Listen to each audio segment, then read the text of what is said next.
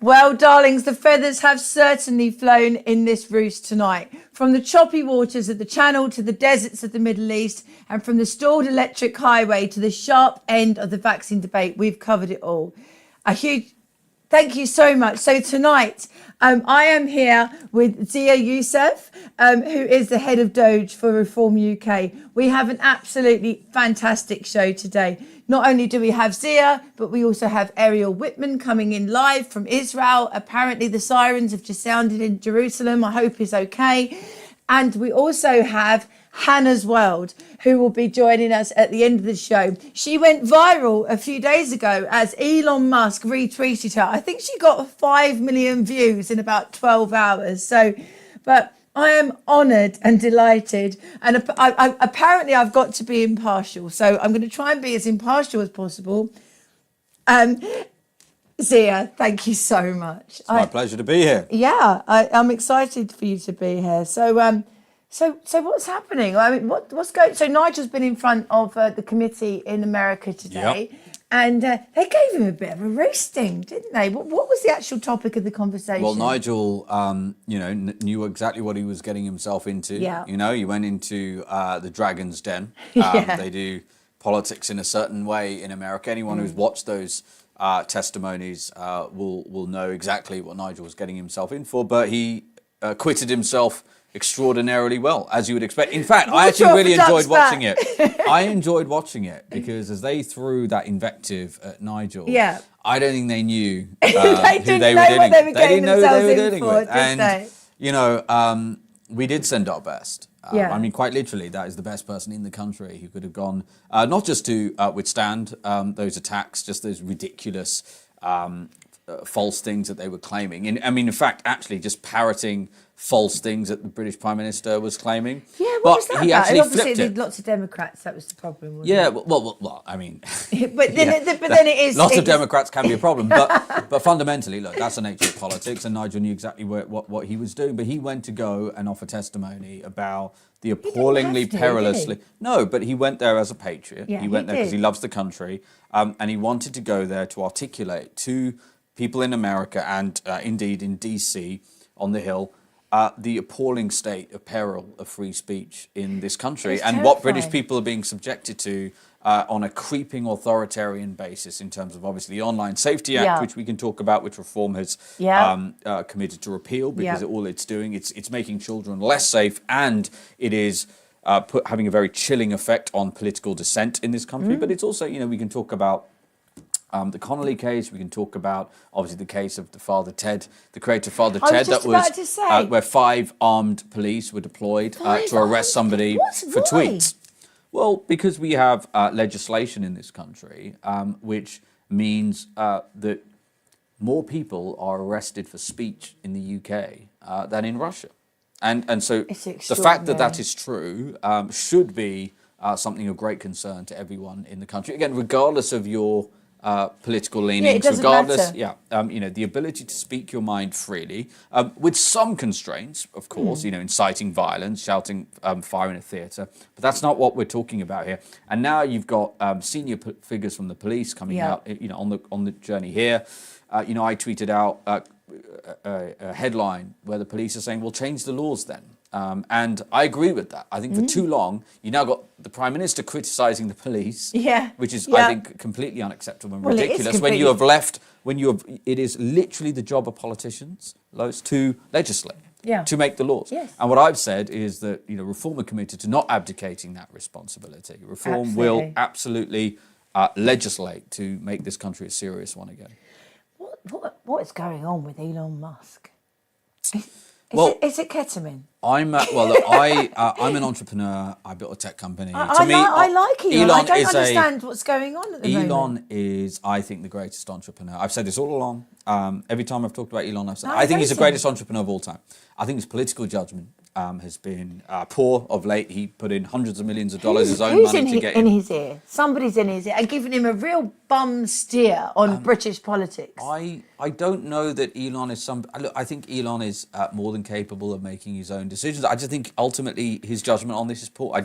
He doesn't understand Britain. No. I think and if you just look at what's happened, as I said, even over the last year, he did a hugely valuable work in getting President Trump elected, and put in hundreds of millions of dollars of his own money, and then betrayed him and publicly attacked him, within months. And look, I'll say this too, politics is different to business, and I think he's found that in American politics, which one would assume he understands a lot better than British politics. But look, in the end, what matters is not Elon Musk's opinion. No, what matters is the British voters' opinion. It just annoyed me a little bit. Yeah, look, it's sad for me personally to see him attacking Nigel in that way, because I know who Nigel is, and when he says that, I'm paraphrasing, but Nigel's not going to have any impact on British politics. Nigel will be something like similar.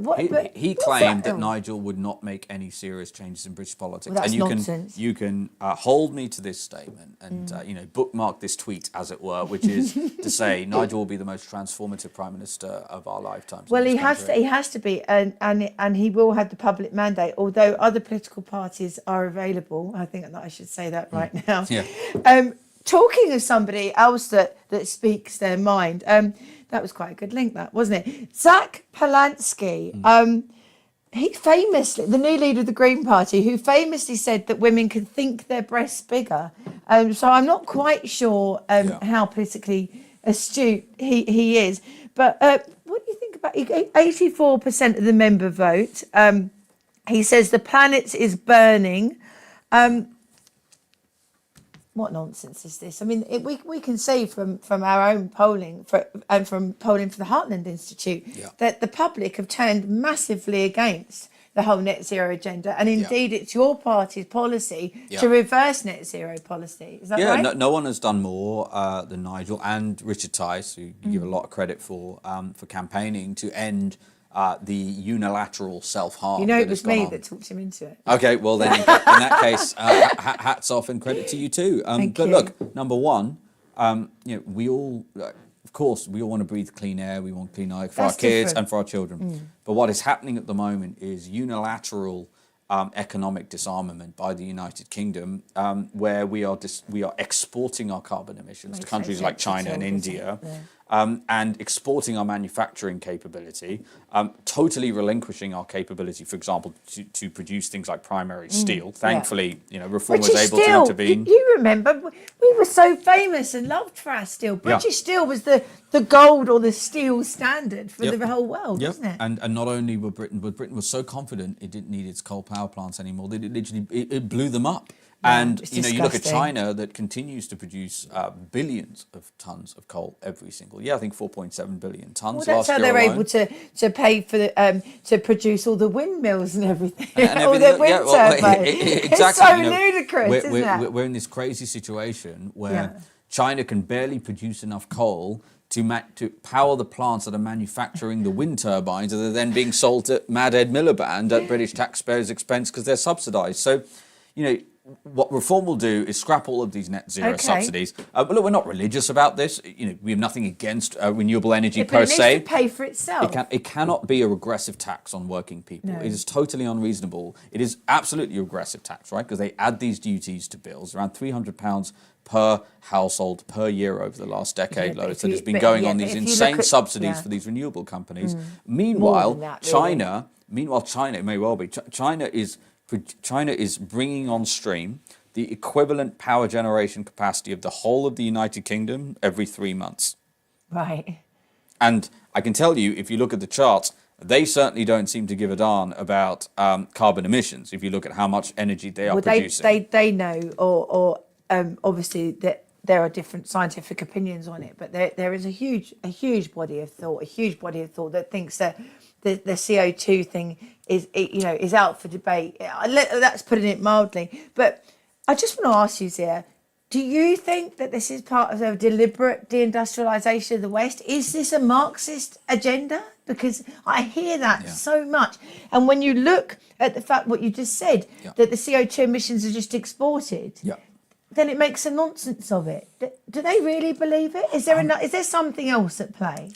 Look, my honest answer to that is I don't know. What I would say is that what is abundantly clear is, China, India, Russia, account for almost half of global CO2, and the United States account for half of global CO2 emissions. The United Kingdom is less than 1%. Yeah. So even if every power station in the United Kingdom stopped producing So power and our grid went what down, do you think? the UK has absolutely no meaningful ability, to move the needle in terms of global carbon emissions. So in terms of what the intent behind that is, I honestly don't know. All that matters, as far as I'm concerned, is we need to have a reform majority government. We need Nigel as the Prime Minister. We need a turquoise-blooded reform energy secretary, and we are going to unwind all of this nonsense. We will get electrons flowing around this country at a pace we haven't seen in our lifetimes, or in history. In fact, we are going to start drilling in the North Sea. We're going to start fracking. We're going to proliferate small modular reactors. Thankfully, some of the large nuclear plants will start to come on stream when Nigel gets into number 10, if the British people see fit to deliver that result. And we need to crush the cost of energy. That is something we're committed to. We will crush the cost of energy in this country in our first term, which will mean much lower bills for consumers, people watching this programme, for British people, but also anyone who understands... reverse the ban on the whole petrol diesel car thing. Oh, of course. Absolutely ludicrous. Again, I like Tesla cars, despite Elon's attacks on Nigel. Absolutely. And by the way, what's interesting is Elon is very much on the record of saying he didn't think he was in favour of scrapping all of those subsidies because he believed his product could stand on its own 2 feet. Good for him. And that's the point that we'd make too, is that we're not religious against wind or religious against solar, although solar definitely makes a lot more sense in Nevada than it does in Lincolnshire. Of course, or in Africa or countries like that, because the sun will literally power the air conditioning. Yeah, we don't need to be climatologists or meteorologists to understand that. Yeah. But sadly, Mad Ed Miliband doesn't understand that, and we've had this endless regressive tax. But look, the reason...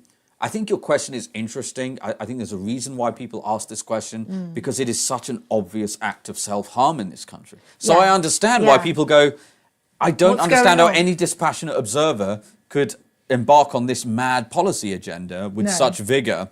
And we've had successive politics. And you remember, it was the Tories who enshrined net zero into law. I know it was, yeah. We have the Kemi Badenoch now coming out and saying we're going to drill in the North Sea. We love oil and gas jobs. Well, go and look at the absolute catastrophe of a bloodbath of jobs that were lost in the oil and gas industry under the last Tory government in those 14 years. The whole Boris Johnson thing was very strange. And I mean, I was actually on a Nana a Queers show on GB News with Stanley Johnson, and he actually said that he will never appear on television with me ever again, because which I'm quite proud of actually, but I got him to admit, because he quite famously, and he doesn't deny it, is in the pay of CCHQ. He's on a retainer. He goes out there all the time, which is interesting in itself. But I got him to admit that it was part of the plan, that the world was going to be broken up into sectors or regions, and that certain people would not be allowed to fly anymore. I got him to admit that, and it got... look, I definitely think, I do believe that there is an element of the political class that do really like the idea of having enormously high-resolution control over people's lives. I agree. I think that's definitely true. You see that with some of the senior members of the European Union pontificating in public about these things, the World Economic Forum, this idea that, people in this country shouldn't be able to go on holidays because of the jet fuel. But they can go on holiday. Well, not only do they go, here's the irony: they arrive on their Gulf Streams, right? They create the biggest. You have Taylor Swift pontificating about climate change while obviously creating an enormous carbon footprint using her Gulf Stream. Well, listen, we don't begrudge her that. We don't begrudge her that at all. But I think there is a conversation to be had about the hypocrisy. And there absolutely does seem to be one rule for them, the ones who want to pontificate about these things, which then makes, I think, draws sharply into focus the fact that in many cases, Lois, this is not about doing what's right. It's about appearing to have the correct views. No, you're right. It does seem that there are certain celebrities that are, as you say, pontificating certain viewpoints. I mean, I remember during COVID, for example, I think it was Bruce Springsteen would only allow certain people who'd had a certain type of COVID vaccine access to his thing. Now, I'm not giving a judgment one way or the other on that whole thing, but it does seem. Why would he only allow somebody who received a certain? Yeah. So yeah, I think there's the virtue signalling thing, and yeah, look, but then also, was he being paid? I mean, who knows? I mean, again, We just I think don't know, do we? what I will say is that we have to be the fact that questions like this are being asked is a manifestation of catastrophic misgovernance by successive and governments. lack of trust. Yes, Yeah. Absolutely. And I was talking about this earlier with somebody. Institutions are important. And are. if trust in, They're like our parents, aren't they? institutions totally collapses, Yeah. that's not going to be a good society to live in. No. But the problem is now we sadly trust in institutions is declining. It's declining at an accelerating rate, in no small part because sadly many of the institutions have been captured by frankly malevolent forces that are saying things that are simply not true. And then similarly, or to compound matters, to make things even worse, many of the institutions have played a role in the demonstrable decay of the quality of life of British people. And a really good example of this, for example, if we're talking about COVID, again, we don't even get into I don't want to get into vaccines the and where's stuff, and but we can talk whyfores, about the but CDC. yeah. Do you remember when the CDC in America said that masks don't work, don't bother with masks, Yeah. and then changed their tune, And then they did changed a it volte back. fast, Yeah. and they said that the reason why they lied to the American people was because they didn't want the masks being bought left, right, and centre. They wanted to procure them for their frontline medical staff. Now, even if that was well intended, the corrosive effect it had on trust in the CDC was incredibly damaging at a time when trust in the CDC was probably as important as it was going to be in our lifetime. No, you're absolutely right. Talking about restoring trust, let's talk about the Reform UK policy of Operation Restoring Justice. Yeah. Amazing press conference. Thank I watched you. that. Was it last? It was last week, wasn't it? Yeah, it was. It was pretty impressive, and the questions from very impressive. The questions from the people in the audience as well. Like the mainstream media. It was so. You just thought. There's people basically saying different variations of the same question, and I thought. In my mind, I thought if I was with them, I'd change the question. Yeah. But it was so petty, wasn't it? Some of the things. But okay, I just wanted to ask you a couple of questions. So to get into the details. So while deporting 600,000 people in 5 years is the stated aim, what is your ultimate goal? In the second term of government, which I'm sure you'll get, how many illegal immigrants would you ideally like to see in total? So 600,000, 5 years, stated aim, but overall, what's the goal? The goal has got to be no illegal migrants in the country. That has got to be the goal. If you are listening to this and you're in the country illegally, you should not expect to stay in the country under a reform government. Okay. Now, obviously, what we are committing to doing is a gargantuan task. We are not under any illusions. How are you going to find them? Just on a really... I'm sorry to seem like a bit, but practically, if we don't know where they are and they're in houses of multiple occupancy, that there's no paperwork, how are you going to find them? Well, number one, we already know that a lot of them are in hotels at the taxpayer expense, right, and a lot of them are that's absolutely right. So one way we will know underground. the first. So yes, obviously. So actually, I want to make a few points, right? Okay. So the first thing we're going to talk about is there will be a 6-month period where there will be a voluntary return window. I think that's a good idea. Right? Because, as Nigel said, we can be very nice about this. And look, reform, if the British people see fit to deliver the result where there's a reform majority government, we have a mandate to do this. UK Deportation Command will start to issue letters to these people saying, you need to leave the country. You're here. So that'll be a home office will do that.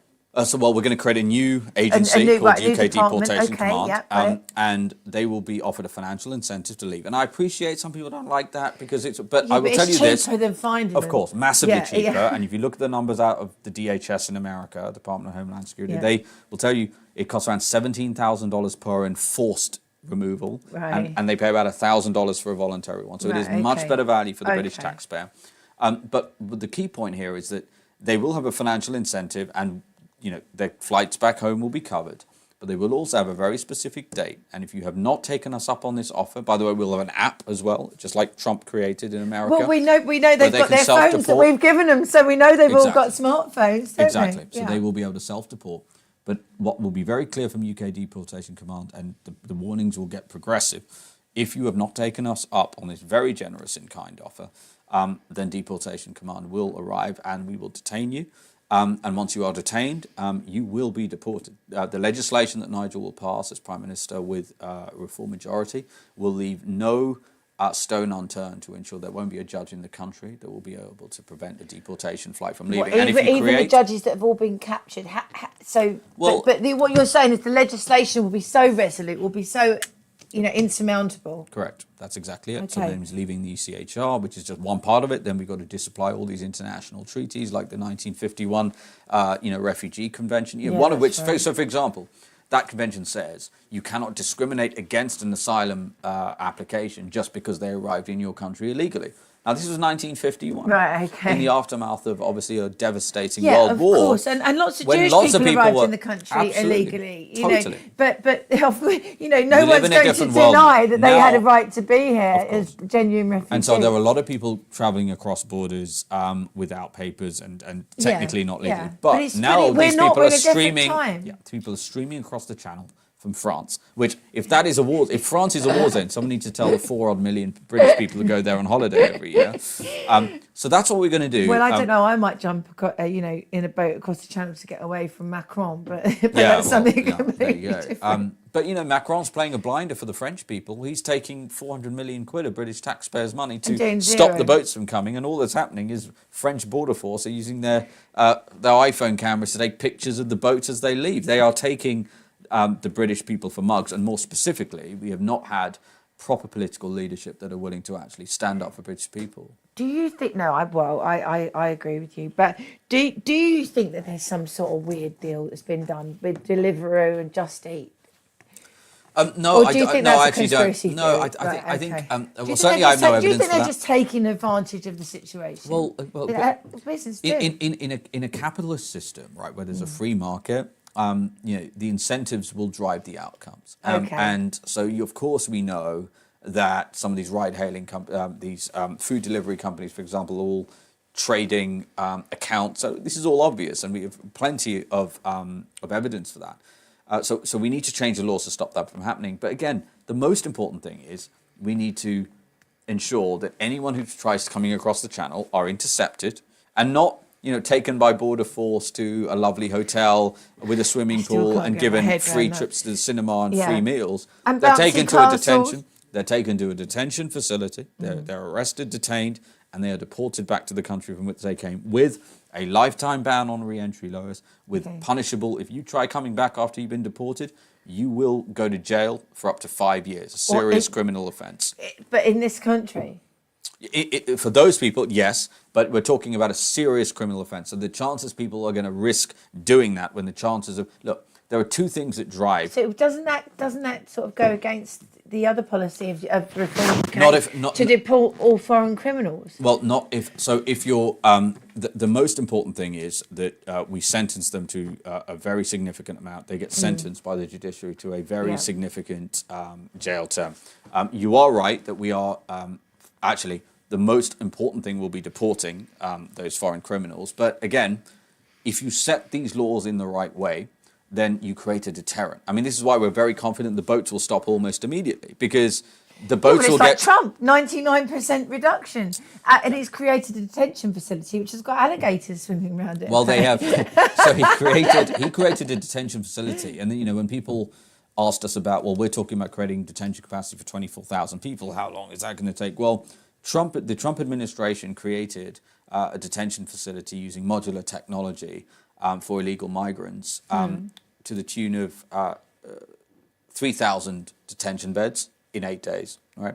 So if you were to extrapolate that, if we were able to do it at that pace, we'd be able to stand up the entire detention capacity required in under 2 months. Now, that's not what we're assuming. Right. We're assuming a longer period than that. But if you look at the modern technology around modular structures and modular steel structures, this is absolutely achievable. Right. So I know we're very limited for time. So there's two things that I'd like to... The one thing I'd like to ask you, and then there's two things, actually. So the first thing I'd like to say is, so your parents came here, Yeah. and they did everything by the book. It must And then really some. annoy you, people that take advantage, when your parents did absolutely everything right, worked, Yeah. did you know, every box was ticked, Yeah. and you know, your mum's a pharmacist. What does your dad do? So my dad's a pediatrician. My Right, mother's so, a you know, nurse. they're just And amazing they people. still, you know, they're both in their 70s now, and they still work. Yeah. And by the way, you know, I made You some said money your now. mum wouldn't have it any other way. I could pay them all the money in the world. I couldn't stop them working because that's who they are. They're caregivers.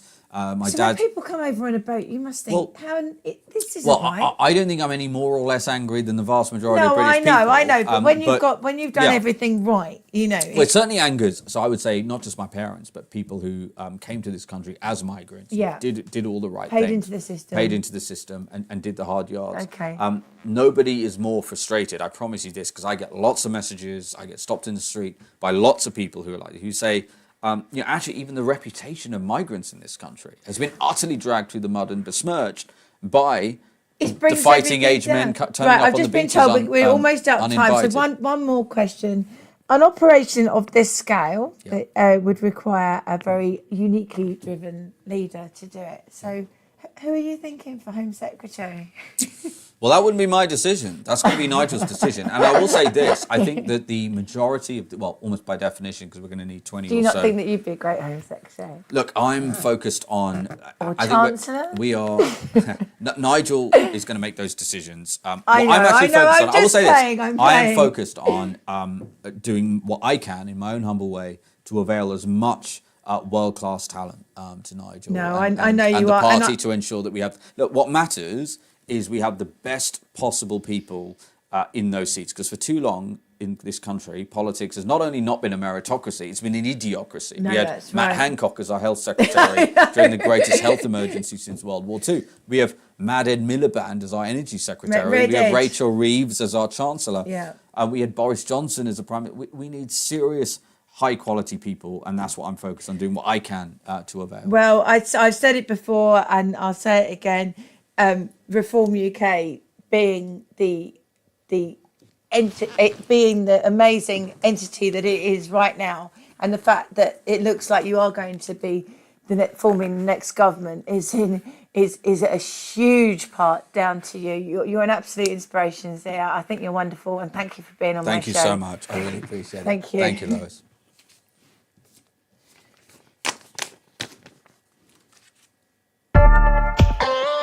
Good. Thank you so much.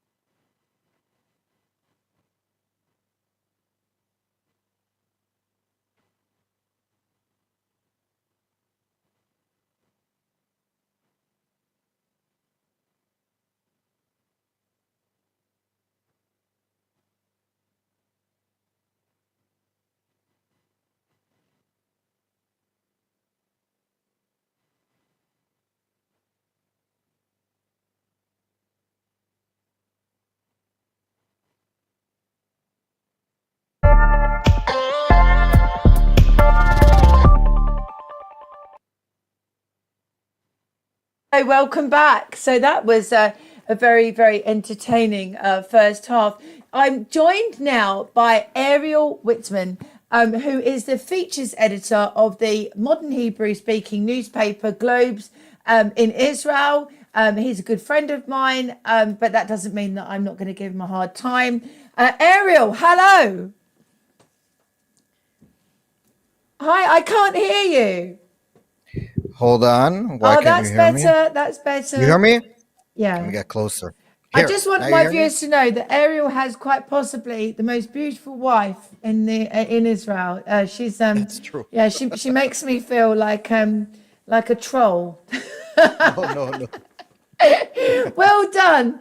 Anyway, Ariel, how are you? What's happening? Apparently there's sirens in Jerusalem. What's happening?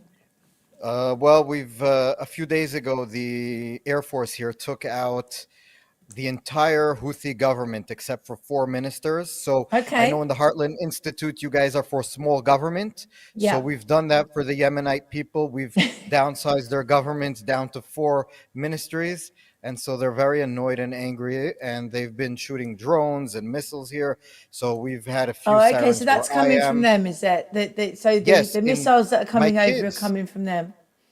My kids today in kindergarten were all taken to the shelter while they were napping at about Oh. 2 p.m. So it was a crazy day, but it is. We've had a crazy 2 years here, and even before that. So yeah, You have had a crazy 2 years, there's things that I need to talk to you about. So you are a very, very respected journalist and commentator in Israel. You also write for the Express.co.uk in this country on occasion. I, the media, what we're getting at the moment is constant stories about genocide, Israeli genocide on Gazan people, and David Lammy said in Parliament yesterday that they're going to be recognising a Palestinian state, and also that there was an enforced famine in Israel, in Gaza because of yeah. Israel. Can you? I need you for my viewers to tell me. This is what most people are hearing in this country. What's Yeah. going on? Well, first of all, it seems very sad that that's what most people are hearing in anywhere. But I would just say that to be a Gazan is probably the worst of. It's the worst. You're in a war zone. You've been for the past. When I was a youngster that moved to Israel by myself in 2004, Oh, Israel where were you decided. before? Where were you before? I grew up in Brooklyn, New York. So yeah, Did you? You've lost your yeah, accent completely. yeah. Well, I've been here too long.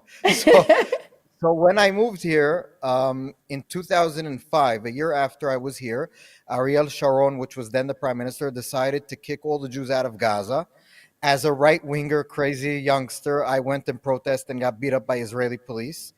And since then, so you can just do the math, now it's 2025, 2005, 20 years, Israel has been outside of Gaza.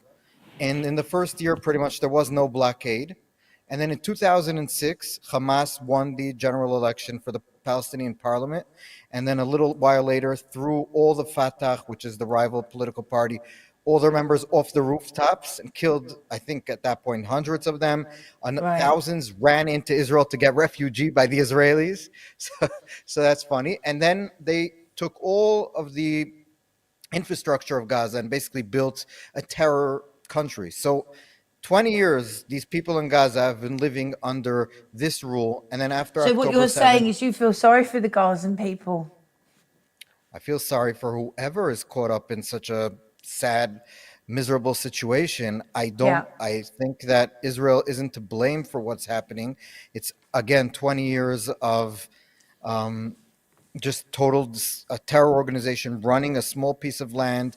Israel would love to live with peaceful neighbors. I mean, we on the southern border, a lot of the people that were killed on October 7th were people who were peaceniks, who No, were I know. employing people from I Gaza. often think that's one of the saddest things that they were Yes, wokes, weren't they? yes, Bless them, a lot of them. and they were punished for it. But what would your answer be to people that say that it's disproportionate Israel's response? I need to ask you these questions, Ariel. Well, I would just say two things. First of all, what is proportionate to, I mean, I'm not a legal expert, so I just put that always to the side. And I just say, what do you want Israel to do? Like, what are you asking Israel to do? Just let Hamas live where they are, stay in Gaza, keep the hostages. What is the proportionate response to kill? If they killed 1,200, we need to kill 1,200. What's the proportionate response? And I guess the answer to that what's the is, situation with the aid? Is it that it's not being distributed, or that it's Hamas is stealing it from the Gazan people? What's the yes. real situation? So I think there's two things. First of all, Israel's very bad at doing this. So as an Israeli, I have a lot of criticism of my government. I didn't vote for my government. So what are you saying?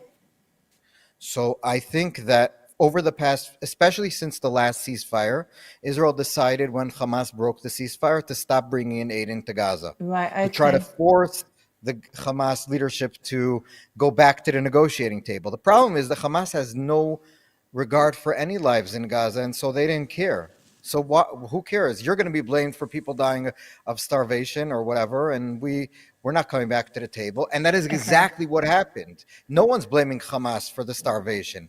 Secondly, since then, there's been a surge of food into Gaza. There is really some actually amazing amounts of food. And off the top of my head, I don't have the numbers, but it's an extreme amount of calories per capita going in.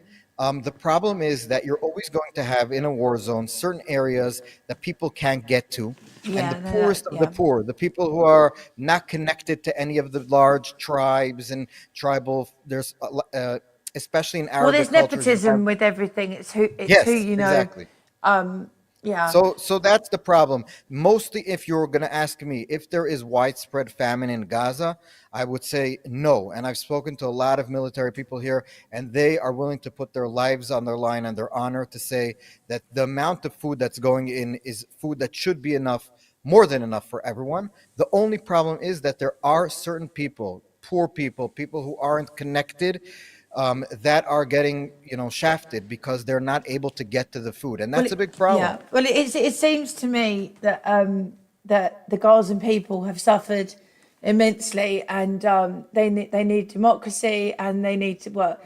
Unfortunately, hopefully they don't vote for Hamas again. That wouldn't be that good. According to all the polls, they would probably. But vote then for we need Hamas to get rid of Hamas so that the Gazan Yeah. people can have a normal life, don't we?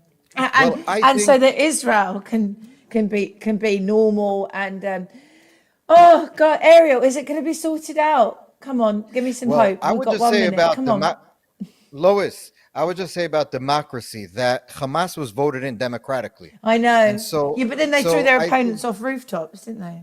Well, that was after they won, but That's what I mean, I would yeah. just, yes, it's a very good way of winning. But I would just say that we Okay. have to have also change, if you want democracy, in the culture of hate in the Palestinian, even the Palestinian Authority that gives money to people who were killed Israelis. Yeah, The paid more for slay, yeah. people you kill, the more money you get. And so I have friends that their people who killed their family members are getting money in an Israeli jail. It's infuriating. that's And not so good. you need a lot of to fix things to do. Ariel, I'm gonna have to say goodbye. Thank you so much. Will you come on again?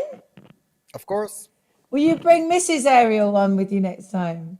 We need some more. We need Yeah. some glamour on the show. We need some more glamour. Okay. Thank you, Lois. Thank you so much, and my love to you and your family. Thank you so much.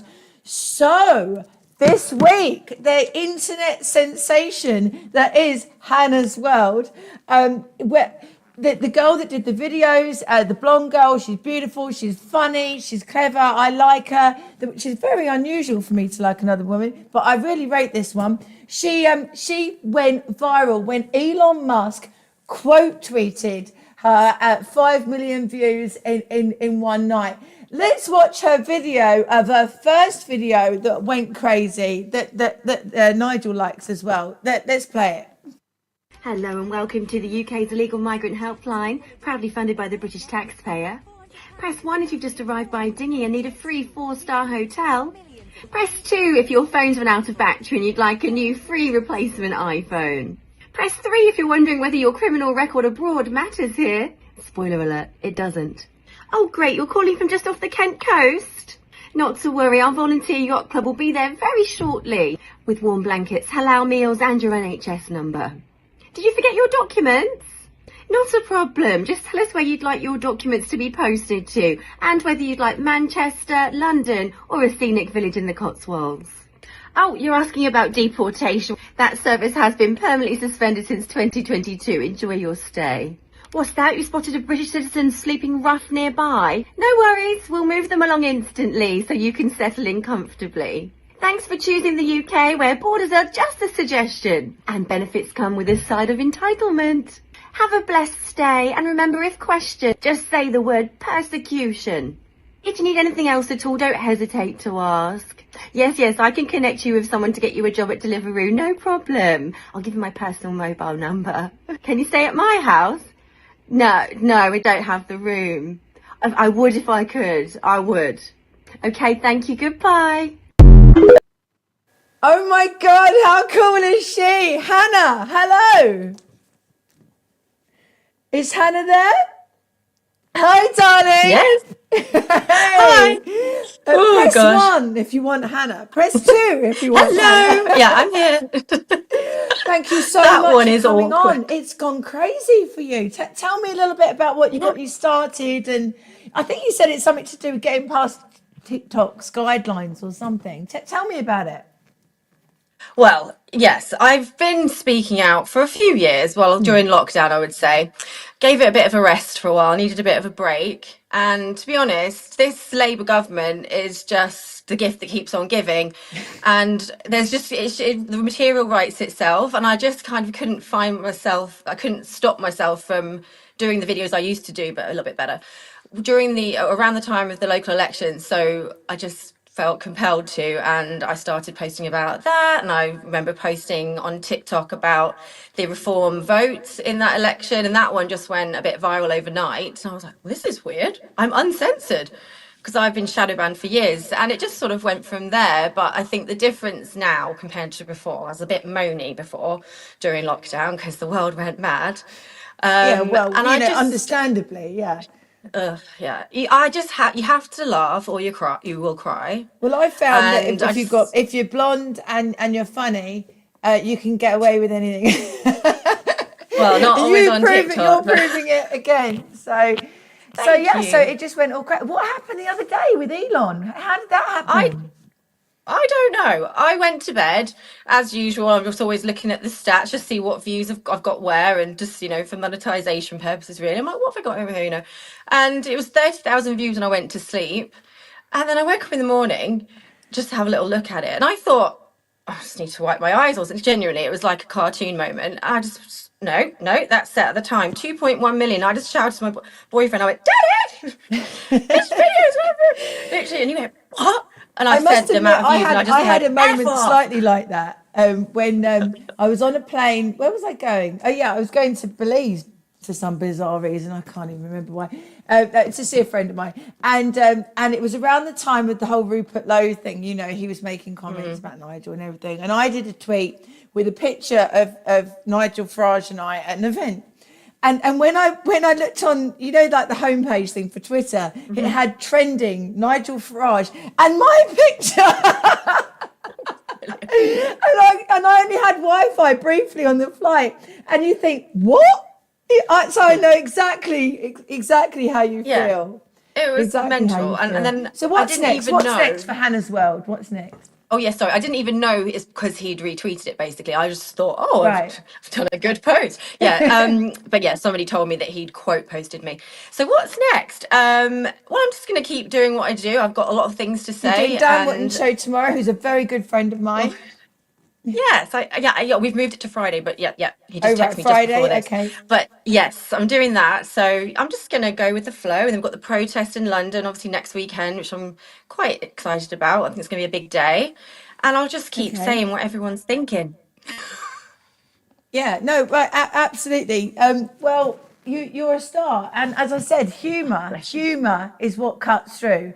It's definitely what cuts through. So you're a bit of a Farage fan, I hear. Are you and your dad? Is that right?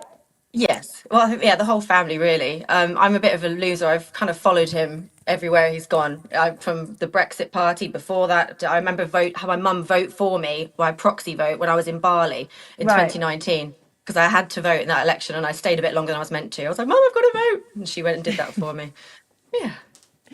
Tell me about what really made you so angry. Let's just be serious. What was the thing that made you just think I've had enough? Which time during Yeah, well, lockdown, I or mean, I don't think yeah, it's ever really ended. I don't think no, it's ever no, really ended. No, that situation was just ridiculous. And that's when I started talking out because my personal Instagram was deleted for some reason I wasn't even given. And then I created that what is Hannah's World, and then that was constantly shadow banned and censored, and the TikTok account was deleted just for telling the truth. Again, nothing that you shouldn't have been saying, and it's all been proven to be true now. So all of that makes me really angry, and censorship makes me angry, and the state of freedom of speech in this country makes me really angry. So that's where the comedy well, came there's in, to try no and get freedom under of the speech. Did you, censorship. you obviously saw about the Father Ted thing today? Did you I see did. that? Yeah, I mean, it's what all is going ridiculous. And I on? think what Nigel's done today in Washington, I'm a bit behind of things, but yeah, suggesting that sanctions are put on our country, I salute you, Nigel, for that. Yeah, well, I mean, I have to try and be slightly devil's advocate, Don't although worry, I'll say it. I'm probably the worst non-partisan person in history. But he has had criticism for that because there's that. Oh, Oh yeah. the criticism has been, hang on a minute, you're a democratically elected member of parliament for UK constituents, obviously English constituents, yet you're calling on sanctions to be put on your own country. Well, What would what you else is say there to to do at those this people? point? We're all asking for help. Every single day, there's people on X literally saying, Trump, we need liberating. Please come and save us. Can we be the 51st state? And yeah, it's tongue in cheek, but it's kind of not. Is it? It It's does not not. anymore, is it? No, I would not mind. I would be like, come on in, Didn't Marines. Come didn't you on. have a I'll friend of wave you yours in down. America that said that you should claim political asylum? Oh, she did not want me to leave. I've come home. I've been home for a week, and she was literally like not wanting me to leave. We need to do this. I've spoken to ChatGPT all night. You can apply for political asylum. I was like, hun, I don't think we're there yet. If I get No. detained on the way back in, then I might have a case. But I didn't, thankfully. What's it like being back in the UK, darling, after being in America? How long you been in America for? I was in America for just over 2 months, And and you're you know involved in what? the whole truth vibe over there, aren't you? Tell us a bit about Yeah, that. I just they're the kind of people that I met a lot of Americans online. The friends I stayed with this summer, I'd met them online during lockdown, and I was always really interested in Trump specifically and American politics. And I've always been interested in America. I've been going over to that area since I was 7, and I just am always drawn to that really. And my dad was very interested in that sort of stuff too, and we just always talk about it together. And I just fell into that little gang. So I used to do podcasts with the What did your Americans. dad say about Nigel liking your video? Oh, oh, Was good he stuff. pleased? Good. Is he Yeah, pleased? yeah. He doesn't give much away. No. Well, yeah, no. I think he was like men mildly like that, impressed. though. Yeah. You don't want a man to be too gushy, do you? No, no, It's he's got not it. He's good. got the Well, fine so balance. the Heartland Institute and Dr. Qureshi, who owns Quews TV, is going to be sponsoring my panel at the Reform Conference this weekend. So that should be good. So Good. maybe you could do a new video. I don't know. Maybe something around conference. I don't know. That would Let's be talk. good. I'll do one just for you. Oh, would you? That was Yeah, of course what I I was would. angling for. Yeah, of course. Anything you want. I'll be Anyway, honest with you, Hannah, I'm like a please show come back pony on at the this show. point. Next time, come in the studio. We'll organise to get, Yes. so we'll look after you and make sure there's lots of champagne, send you cars or whatever you need. And you're a star. And as I say, I don't really like other Bless you. girls, but I think you're great. Aw. Honestly, I feel honoured that when So, you told me well, that, there I you go. knew that meant something. Anyway, thank you. That's Hannah. Thank you very much. See you again. Mwah. Bye, you. darling. Bye bye. What a show! What a show! So we've had Zia, we've had letter from Israel with sirens going off in the background, and then to top it off, we've had Hannah's World, who is great. I really enjoy her stuff. Next week, oh my God! Next week we've got wait for this. So I am showing off a little bit, actually. So we've got Viscount Lord Monkton as a guest in the studio. And down the line from America, we have of Fox and Father fame, Father Calvin Robinson. So don't miss next week. And also we'll have exclusive footage from the Reform Conference this weekend coming. So anyway, this little bird is going to be jumping off her perch, and I'm going to hit the hay actually, because I had a bit of a late night the night before and the night before that, so I need to be fresh as a daisy for conference. So, thank you so much. Bye.